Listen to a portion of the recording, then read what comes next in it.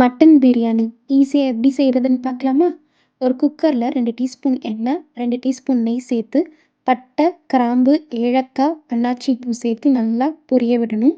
அது நல்லா பொரிஞ்சதும் 2 பிரியாணி இலை சேர்த்துட்டு 5, 6 முந்திரி பருப்பு சேர்த்து நல்லா பொரிய விடுங்க.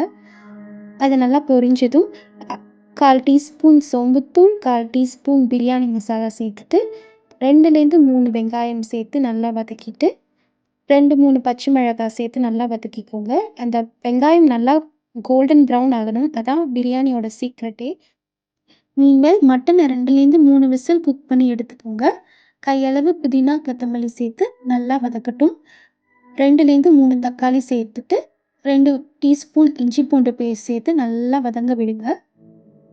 1/4 டீஸ்பூன் உப்பு சேர்த்து மூடி போட்டு நல்லா டொமேட்டோஸ் நல்லா சாஃப்ட் ஆக்குற வரைக்கும் வேக விடுங்க. 1 teaspoon chilli powder, 1 teaspoon coriander powder சேர்த்து நல்லா தொக்கு கன்சிஸ்டன்சி வர அளவுக்கு வதக்க விடுங்க. அது நல்லா வதங்கி வந்தோம்னா 1 டேபிள் ஸ்பூன் தயிர் சேர்த்து நல்லா கிளறி விட்டுட்டு மூடி போட்டு ஒரு 5 நிமிஷம் வேக விடுங்க. ஒரு பவுலில் 2 டேபிள் ஸ்பூன் பிரியாணி மசாலா சேர்த்து 5 டீஸ்பூன் லெமன் ஜூஸ் சேர்த்து நல்லா மிக்ஸ் பண்ணி அது நல்லா ஒரு பேஸ்ட் கன்சிஸ்டன்சி வரணும். அதை வச்சு அது மாதிரி ரெடி பண்ணி வச்சுக்கோங்க. ரெடி பண்ண மசாலாவில் நம்ம குக் பண்ண மட்டனை போட்டு நல்லா வதக்கணும். நல்லா வதக்கி ஒரு 8 நிமிஷம் அதை மூடி போட்டு வதக்க விடுங்க. நல்லா ஆயில் பிரிஞ்சு வரணும். நம்ம குக் பண்ண மட்டன் ஸ்டாக்கை போடுங்க. 2 கப் சீரக சம்பா அரிசிக்கு 3.5 கப் தண்ணி ஊற்றணும். ஸோ நான் 2 கப் சூப்பும் 1.5 கப் தண்ணியும் ஊற்றிருக்கேன்.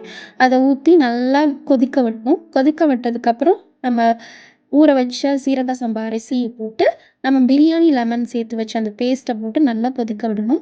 உப்பு தேவையான அளவு சேர்த்துட்டு நல்லா அந்த அரிசி மேலே தெரிகிற வரைக்கும் நல்லா வேக விடணும். அதுக்கப்புறம் அதை மூடி போட்டு 2, 3 விசில் விட்டு எடுத்திங்கன்னா சூப்பரான மட்டன் பிரியாணி ரெடி. நீங்கள் ட்ரை பண்ணி பார்த்துட்டு எப்படி இருக்குன்னு கமெண்ட்ஸில் சொல்லுங்கள். பிடிச்சிருந்தா சப்ஸ்கிரைப் பண்ணிக்கோங்க.